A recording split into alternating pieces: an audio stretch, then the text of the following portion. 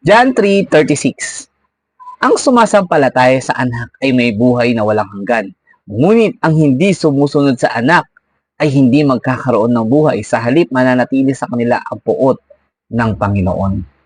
Mga kalingkod, ito po yung sinasabi na kung talagang hindi Panginoon ang Panginoong Diyos, na si Jesucristo, sinasabi po ng Biblia, ang sino mang sumampalataya sa ating Panginoong Hesus ay magkakaroon ng buhay na walang hanggan. Mga kalingkod, wala pong kakayahan kung tao lang po ang ating Panginoong Diyos. Wala po siyang kakayahang magkaroon, nagbigay ng buhay na walang hanggan sa isang tao. Tanging Diyos lang po ang may kakayahan. Kaya hindi mo pwede sabihin na ang Panginoong Hesus ay tao lang. Di ba? Hindi mo pwede sabihin na ang Panginoong Hesus ay propeta lang.